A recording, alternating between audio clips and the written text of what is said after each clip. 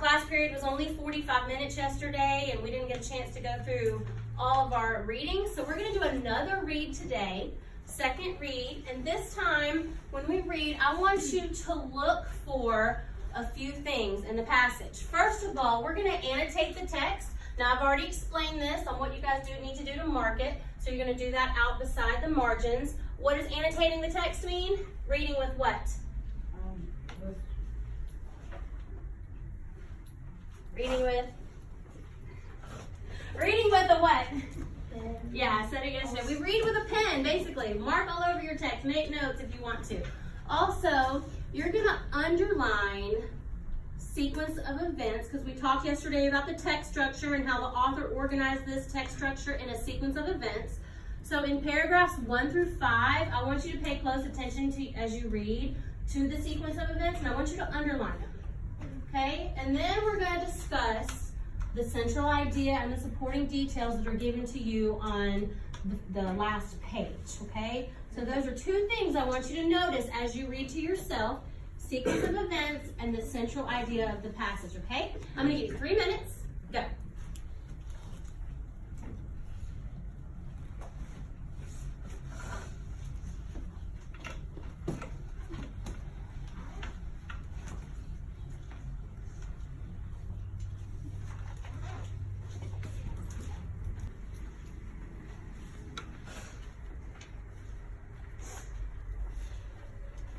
Okay.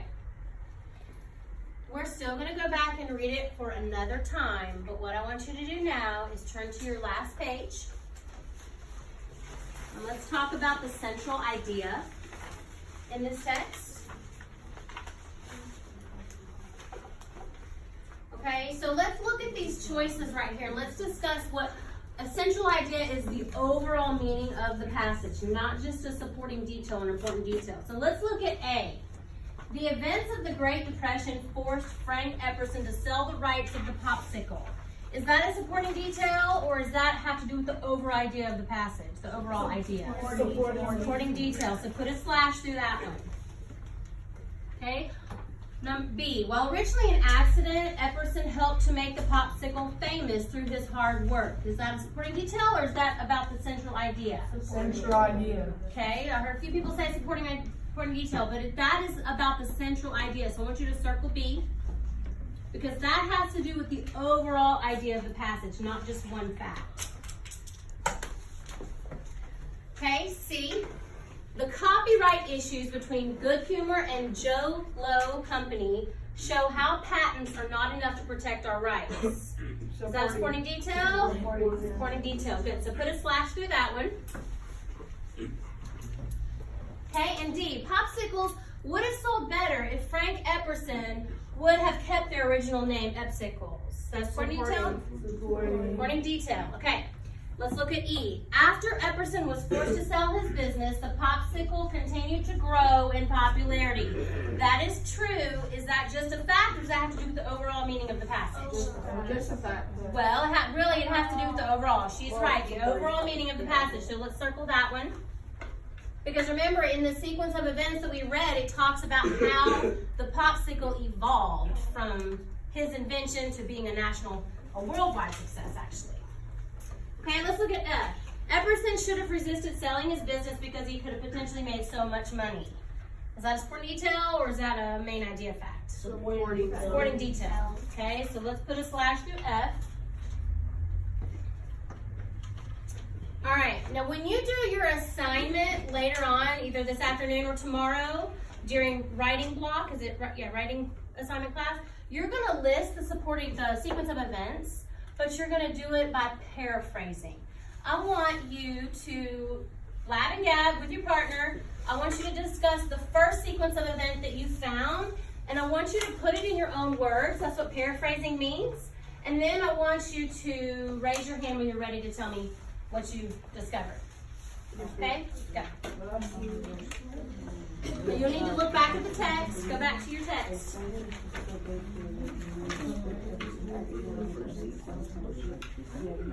What do you think the first main important event is? When he accidentally discovered it? Okay. I think I put because Because the events, yeah, the events that happen to make the system. Process lessons and mix that and then let it out on You guys ready? Okay. I know I said I'd call on somebody, but let me do the pennies. Because I know there's some people in here who like to answer every question every time. So let's do number. Do you remember your numbers from yesterday? Yes. All right, number 4. All right. What did you paraphrase for the first sequence of events? I chose when he made his concoction. Okay. So your first sequence of events, anybody got something different than when he made his concoction? But how he left it out and stuff like that. Okay, so how can we paraphrase that though as our first answer? Because you're gonna have to write these. There's 6 main sequence of events. How can you paraphrase this? Number 7. That's me. Number 7.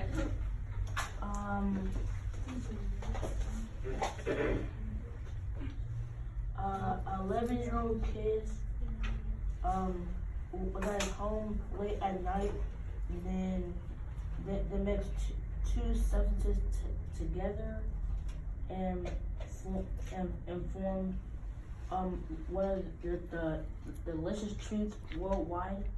Okay, he's on the right track. That is a good answer. But let's figure out one more thing. I know you want to eagerly answer. Go ahead, tell me.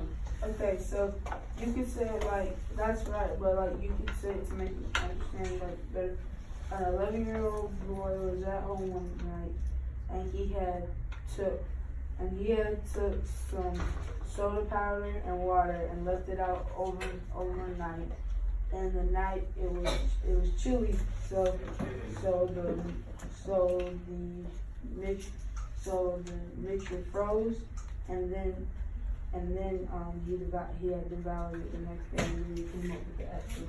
Okay, that is true, but that's a lot. How can we condense that and shorten it into paraphrasing? Okay, we got to move on. So I'm going to give you a clue. Okay, when you are paraphrasing like several sentences, you got to combine them into one. Here's a good way to say this: 11-year-old Frank Epperson accidentally invented the popsicle. Okay, that's your major event number 1. If you want to say by leaving sugary soda water out overnight, you could say that too.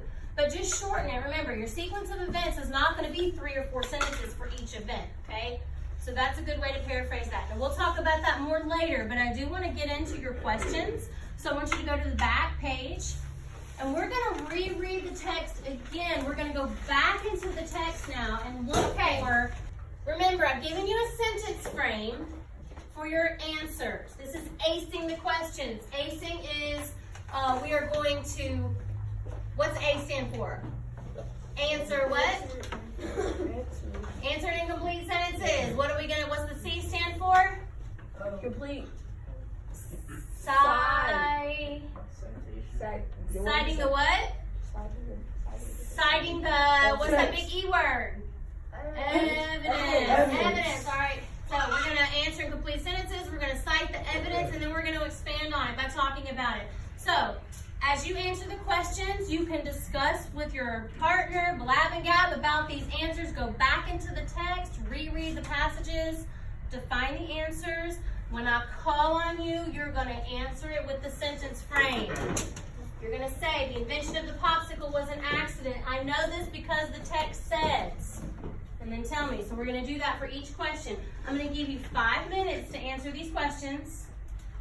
Okay? When you are done, when you and your blab and gab partner are done, I want y'all to give me a thumbs up. Okay? Yes, Go. right. The invention of the popsicle was an accident. I know this because the text says that he mixed some ingredients and left it outside. And it says that in paragraph 2. All right.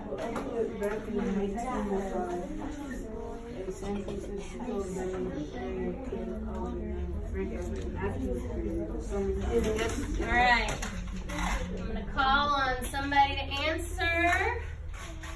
Who is, let's see, number 9. Who's number 9? Number 9. Who is number 2? Okay. Tell me what is your answer for number 3? It's actually about how he Frank Epperson made the popsicle. Okay, say it loud so we can hear, okay? According to the text. According to the text, Frank Everson was coined as the inventor of the popsicle because this article is about how Frank Everson, made the popsicle. Okay, you're on the right track, but what does the text say in paragraph 3? It explicitly says why he was named the inventor. Okay. According to the text, Frank Everson was coined as the inventor of the popsicle because Frank Everson applied a patent for his friend's occasion to design it so you won't have to use a spoon and nothing like that. Exactly. Next question, and for paragraph number 5. Now this one is a little bit more of an inference, okay? An inference is a logical guess based on what we know. And it says that in paragraph 4, the author quoted Epperson as saying that I haven't been the same since. Based on the events in paragraph 4, why do you think Epperson felt that way when after he had to sell his design, he had to give away the rights to owning it? He said he's never been the same since, okay? Why do you think he feels that way? Because he invented that on accident, and he's had it since he was 11 years old, so he felt like that was something about his childhood that he had for a long time. So something that's very important to you, you don't want to let go, and you don't want to give to somebody else that doesn't own that you actually found. Good. That's a great answer. Great answer. Anybody else want to say anything different that they felt, they wrote? What did you girls think? We just said he sold his invention. He hadn't been the same since because he sold his invention. But he says, why do you think he felt that way? What made him feel like he's not been the same since? Yes. Because he wasn't able to make them anymore because he probably enjoyed making them in the first place. So he just didn't. Okay. What do you think happened after he sold it and he had to sit there and watch what was happening to his invention? What do you think he was feeling at that point? How would you feel? Put yourself in those shoes for just a minute. If you invented something, let's say you invented the skateboard, and you had to sell the rights to the invention, and then it went on to be a worldwide success. How do you think you'd be feeling? I know you just answered. I want to hear from somebody else. What do you think? I would be like frustrated or mad because like if I just kept going with my idea that I had or whatever I made, I could have made even more money. Because I wrote down like he had sold the rights away and lost a whole bunch of money, and he got into the box of things. Yeah, exactly. He probably was sad because he had to watch this invention go on to be a worldwide success, and he no longer had a big part in it. There was actually a Christian book written about this whole situation, and they brought in the whole fact about God's plan for your life and trusting more in God's plan. So you are going to have a journal entry that you're going to do tomorrow about this, how this Frank Epperson's life could have been different had he been put more of a trust in God. Because I know since you're a Christian school and you guys talked about that here, there can be a valuable faith-based lesson that we can learn through this story. All right, so we're going to talk a little bit more now about, you guys did a great job answering the questions. We're going to talk a little bit more about the sequence of events, since your teacher's going to take that for a grade. So we've talked about the first sequence of event. I want you to blab and gab with your partner. What's the second major thing that happened after after he invented the popsicle? When he decided to do what?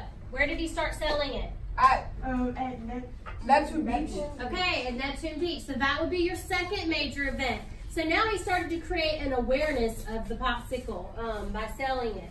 Okay, so then you're going to continue on. There's 4 more major events that you're going to find in those first 5 paragraphs, and you're going to write about them later on today or tomorrow for a grade.